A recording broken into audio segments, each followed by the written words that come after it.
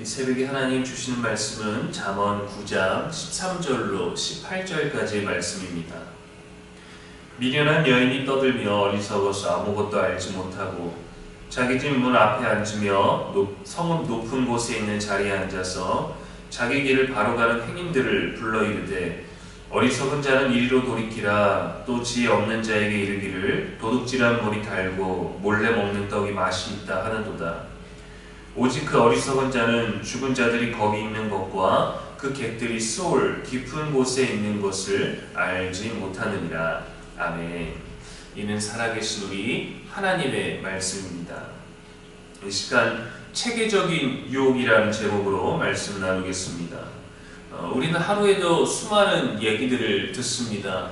거기에는 사실 유혹이라는 것이 숨겨져 있죠. 이게 좋다, 이걸 해야 된다, 이게 필요하다, 이 정도는 있어야 된다, 이게 멋지다, 이게 자유다라고 하는 말들입니다. 모두 우리를 끌어당기고 우리의 관심을 유발하고 호기심을 불러일으키며 우리를 초대합니다. 조용한 초대도 있습니다. 이렇게 이른 새벽에 아직 세상이 잠잠한 듯한 이때 말씀이 우리를 부르고 하나님의 세미한 음성이 이것이 생명의 길이다 라고 말해줍니다. 서로 다른 이 두 가지 종류의 초대에서 오늘 말씀은 어리석음, 미련한 유혹에 대해서 말합니다. 잠언 9장은 마치 두 여인이 사람들을 초대하는 듯한 대비 구조를 이루고 있어요. 12절까지는 지혜의 여인이 생명으로 초대하고 13절부터는 미련한 여인이 유혹과 파멸로 초대합니다. 겉보기에는 비슷합니다. 둘 다 성읍 높은 곳에서 사람들을 부릅니다. 지나가는 사람을 멈춰 세우고 목적과 결과는 완전히 다른 것을 가지고 있죠. 한쪽은 생명을, 다른 한쪽은 수호를 향합니다. 13절에 미련한 여인이 떠들며 어리석어서 아무것도 알지 못하며 라고 합니다. 말은 많지만 내용은 없고 판단은 없지만 자극은 많고 목소리는 크지만 책임은 없는 모습이 드러납니다. 미련하다라는 말은 단순히 지적 능력이 없는 것이 아니라 하나님을 두려워하지 않는 태도를 말합니다.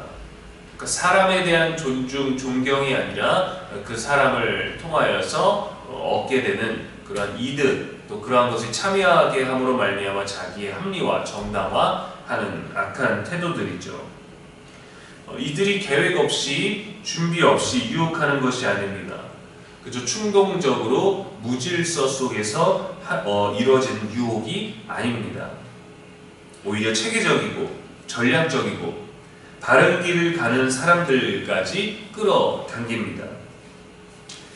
중고나라나 당근과 같은 중고거래를 통하다 보면 새 물건이 아니라 쓰던 이제 괜찮은 물건들을 괜찮은 가격에 구매할 수 있습니다. 굳이 새 물건을 사지 않아도 될 때, 또 필요한 것을 사야 할 때, 또 나눔을 통해서 거래가 가능하기 때문에 잘 사용하면 정말 유익합니다. 그런데 이러한 좋은 의도로 만들어진 체계 안에서도 사기를 칩니다. 물건을 받고 돈을 보내지 않다거나 연락 두절이 되거나 자기 물건이 아닌 것을 판매자나 구매자 양쪽에 연락을 해서 거래를 하게 만들고 또 돈도 받고 물건도 받는 방법으로 다양하게 사람들을 속입니다. 이게 그냥 되는 게 아니라, 저절로 되는 게 아니라 전략이 있어야 되죠. 깡이 있어야 되죠. 계획이 있어야 되죠. 체계적으로 뭔가를 실수 없이 해야 되죠. 뻔뻔함이 있어야 되죠. 오히려 똑똑해야 합니다. 그렇게 쉽게 버는 돈에 익숙해집니다. 정직하지 않은 돈에 익숙해집니다. 손해보지 않고 지불하지 않고 얻는 것에 익숙해집니다. 정당하지 않는 방법으로 취하는 이득이기 때문에 잘못된 방법에 길들여집니다.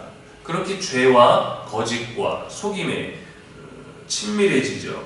그러기 위해서 더 많은 사람들을 초대하려고 하고 그렇게 해서 더 많은 사람들을 부릅니다. 17절에 도둑질한 물이 달고 몰래 먹는 떡이 맛이 있다 하는도다 했습니다. 죄는 대놓고 오라 하지 않습니다. 사람의 심리를 더 자극하려고 하죠. 들키지만 않으면 괜찮아. 쉽게 할 수 있어. 다들 그렇게 살아. 한 번쯤은 괜찮아. 그런데 한 번으로 결코 끝나지 않죠. 그것이 수월로 향하게 되는데 객들은 알지 못하느니라 했어요. 이것은 한 사람에게서 끝나지 않습니다. 늘 성실하게 정직하게 이용했던 사람들조차 불안하게 하고 의심하게 됩니다. 물론 여전히 처음 의도대로 이러한 중고나라나 당근과 같은 것들을 정직하게 이용하는 사람들이 여전히 더 많지만 그렇지 않은 죄의 영역이 늘 문제가 되는 것이죠. 사사 삼손도 여호와께서 막강한 힘을 주셨지만 한 여인의 유혹 앞에서 비밀을 내어주고 그의 삶을 파멸로 내려갔습니다. 다윗도 밧세바의 목욕하는 모습, 그것을 본 것으로 평생이 씻을 수 없는 죄의 흔적과 괴로운 일들을, 악한 일들을, 끔찍한 일들을 실행하는 그런 흔적을 남겼죠. 유혹은 이토록 무서운 것입니다. 미련한 여인은 지금도 우리를 부르고 있습니다. 유혹하고 있습니다. 달콤하게 초대하고 있습니다. 보이는 곳에서 큰 소리로 저와 여러분을 부르고 있습니다.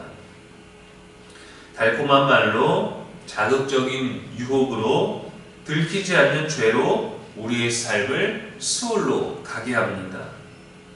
그래서 우리는 지혜의 사람과 미련한 사람의 서로 다른 모습을 분별할 수 있어야 되고, 그들이 외치는 소리에 어느 방향과 어느 목적성을 가졌는가, 그들 안에 진리가 있는가, 이러한 것들을 분별할 수 있도록 늘 성령께 구해야 되겠죠.